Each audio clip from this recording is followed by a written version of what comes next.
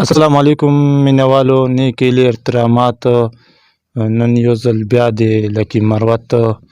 د حیات خیل کلي په خاوره باندې ناست یو داسې یو ناموړي شاعر سره چې هغه د خپل تاریخ محتاج نه ده او هغه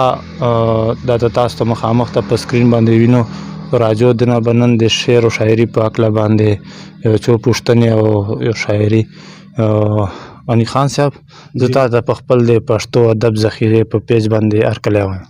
تاسو ډیره مننه چې تاسو نن سبا ټیم چې دغه مصروف وخت چې دغه مشینری وخت چې تاسو د ادب دومره ملاتړ کوو دومره سفر مر وکړی دغه تر ورسېدو الله دې د دې بدلې درکړي یو جهان مننه د دغه کوشش ما الله کامیاب لره چې موږ ته دوره مقام راکړی دوره درجه مې راکړه خدای ما دغسې خپل مقصد چې کامیاب لره. امین. مننه صاحبه د خپل مینوالو سره لږ خپل تعارف وکړه. ما اصل نام عبدالغنی ده او شعر چې غنی خان غنی حیات خیل استعمالوم. مطلب مې دا ده چې تخلص حیات خیل استعمالوم. زه د حیات خیل اوسیدونکی یم. تقریبا 1980 چې میټرک چې ما اولنی شعر ویلی شعر و شاعري سره مې مینه وه موسیقي سره مې مینه وه خوند به یې راکولی. اولنی شعر چې کوم وکنه ما په 1980 چې اول 1980 چې یعنی لسم چې ما سبق ویلی چې ما اولنی رباعي تخلیق کړې وه. مننه جی. او غني خان صاحب د داسې د شاعري په هکله باندې چېرته داسې تاسو چې مجموعې چاپ کړي دي یا داسې په ګلوکارانو باندې داسې چې هغه ته مثال د غزلې ویلي پسندیده هغې باندې لږ رڼا راکړم. داسې ده چې کتابونه خو ما خپل لکه جان ته لا کتاب نه داخ کړی خیال مې سته ورته انشاءالله چې چاپ تیاري مې سته ورته خو دا تذکرې چې کېږي مطلب دا چې لس اتاتو شاعرانو دوه درې غزلې پیژندګلوي پچې او غزلې پچې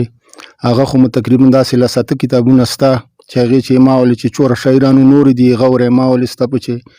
خپل کتاب خیال مې سته انشاءالله ډېر زر به چاپ کړم. او موسیقي چې خو مخکې نه یو چوره ګلوکاران دي هغو ما کلام ویلی ده لکه دمساز مروسلی الله پاک ته جنتونه ورکړي. سلیم استاد دوسله قسمت خان ویلی وي الله دې جنت ورکړي. او نور دا وړو شاعرانو چې دا کوم ګلوکاران دي دغو ټولو ما کلام ویلی ده مکملې کیسټ یې کړي دي او داسې یې کړي دي چې یو دوه غزل هم ټول مشترکو کیسټو چې سته او میداني ویلې سلي دي ما ولې ډېرې. اوس داسې سلا چې عمر داسې سلا چې تقاضې سره زیاتې سلې هغه مشاعرې سره کمې سلې ټولنې داسې وګڼه چې سره ورکې دي. انشاءالله کوشش به کوو چې بیا مروت یوه ټولنه شروع کړو او دغه کوم کار چې موږ کوو د ادب ته پرمختګ ورکړو. مننه جی. او غني خان صاحب داسې چېرته داسې یو شاعر یا داسې یو کتاب چې هغې نه ته متاثر رسلی په هغې باندې لږ موږ ته رڼا راکړي. شاعري خو جناب شاعران خو ټول ستوري دي ټول خوند راکوي او دا د فکر شاهین د چاول چیرته په کومې بلندي جي چاول چیرته جي داسې به نه وایي چې دا ښه شاعر ده دا خندنای ده هر سړي خپل خیالات دي. خو لکه زه اول چې کالج دور چې ما ډی ای خان شوم هلته زه طاهر کولا چې نه ډېر متاثر وم بیا پته مې وکړه دی بنو چې هلته د حکمت کار یې کولی طبیبي به یې کوله یخ پسې لاړم. نو اول په ورځ چې زه ورنه د داسې کاغذ بل کړي وو دکان مخ ته ناست و ډېر درویش سړی او ډېر زبردست انسان و. زه ورسره کېناست تعارف مې وکړی ډېر قدر یې راکړی چې شاعر نه خبر سلی چې دا شاعر دی لکه شعرونه مې وښکاره کړه 3-4 هغه اصلاح یې ورته وکړه ډاډګیرنه یې راکړه حوصله افزایي مې وکړه. او د مروتو باقي ډېر کوچلي شاعران دي سبزلي صحرایي د دي د اوس وخت چې ډېر زبردست شاعران دي دا عارف اولادو دي نور داسې چوک پته ته وشم اوس دماغو چې نه راځي خو ډېر کوچلي شاعران دي او خاص کر دا نوي جوانان چې دي ډېر دې کوچلي شاعران دي. خو شاعرانو نه مې یو دا درخواست ده چې دوی د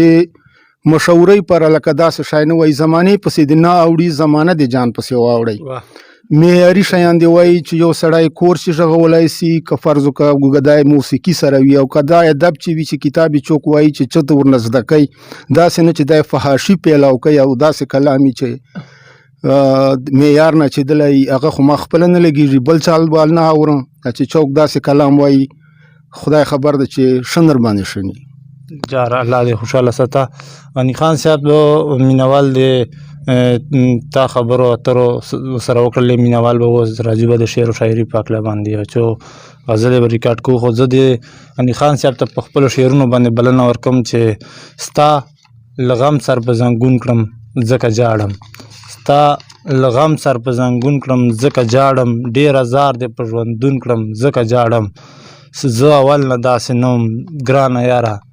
زه اول نه داسې نوم ګرانه یاره ستا د مینې زه مجنون کړم ځکه جاړم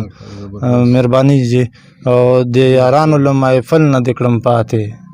د یارانو له محفل نه دې کړم پاتې چې اخته دې په بیلتون کړم ځکه جاړم او مننه جی او بدني خیل کلي کې سوځم یې سایله بدني خیل کلي کې سوځم یې سایله د دې کلي نه وتون کړم ځکه جاړم په دې خپلو مننه جی او زه په دې خپلو شعرونو باندې درته بلنه ورکوم چې راځو چې موږ ته خپل کلام ډالېږي او دا لاس جیب چې مې دا یو کاغذ و په دې باندې 2 غزل دي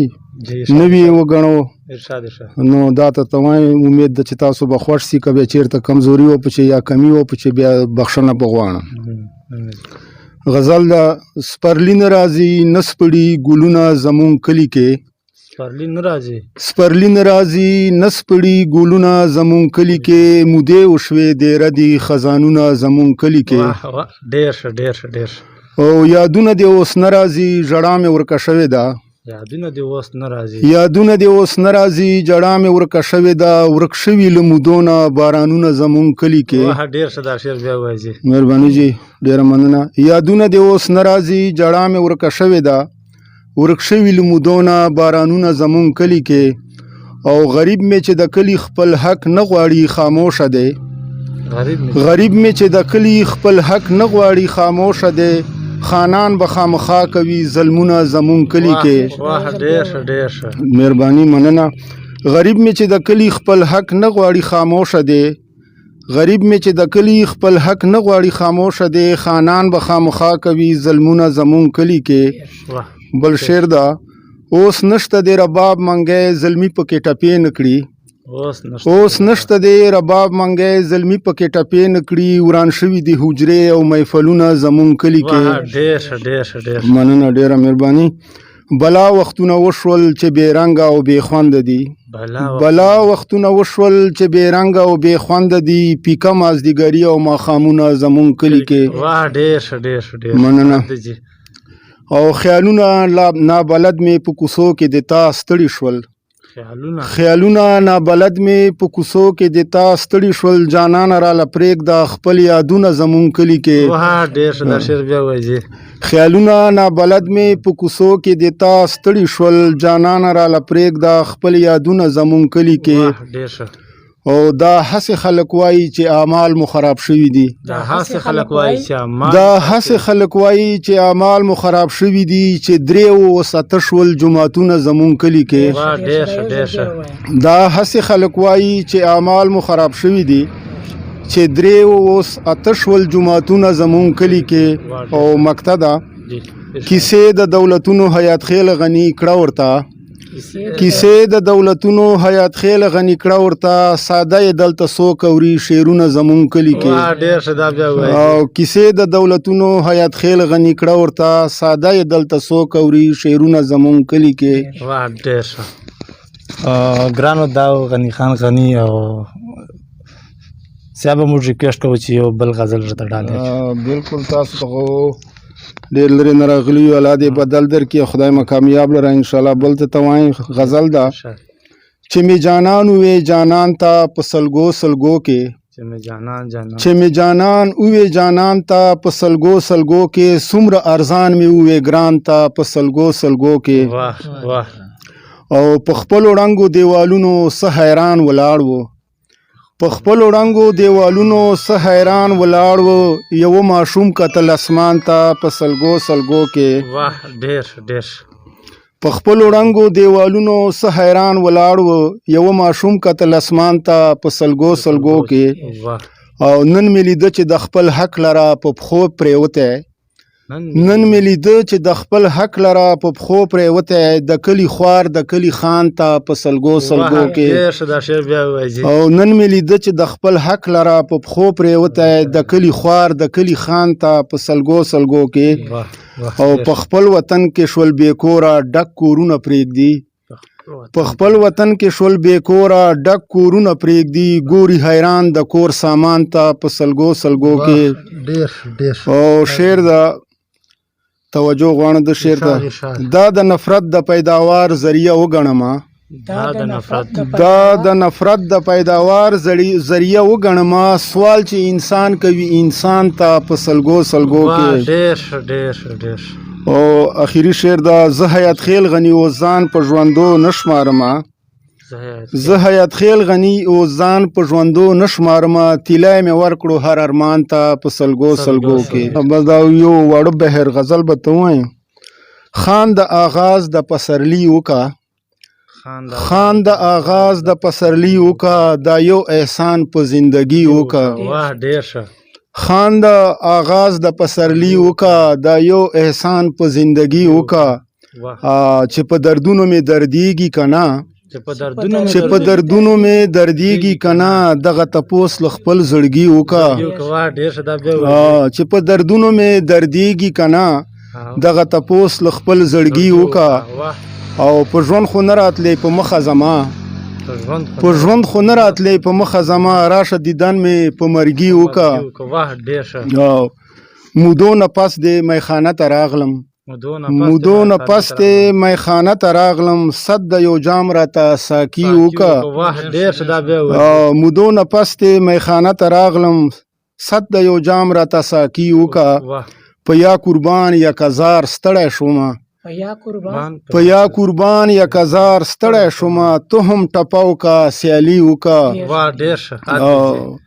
بې د جانانه ژوندون څنګه کیږي بې د جانانه ژوندون څنګه کیږي دغه پوښتنه لغني وکا چې بې د جانانه ژوندون څنګه کیږي بې د جانانه ژوندون څنګه کیږي دغه پوښتنه لغني وکا ډېره مننه خوشحاله اوسئ مننه جی مینوالو دا و غني خان غني تاسو له مخې نه غني خان صاحب د روانې مخې ته داسې د مینوالو ته په پښتو ادب پیج باندې څه بس ټولو اوریدونکو ته مې خواسته چې تخلیقکارو ته مې خواسته چې څوک دا تخلیق کوي یعنی شعر جوړوي دا د شاعري اصل چې احساساتو یو اظهار ده یعنی شاعر به مترجم نه جوړیږي ترجمان به نه جوړیږي چې چا خیالات دایره واخلي چې د داسې په دغو خیالاتو کړي ده زه به الفاظ ور بدل کړم بل بیل رنګ چې به پیش کړه دې ته شاعري نه وایي دې ته ترجماني وایي نو شاعر چې څه محسوسوي هغه لیکي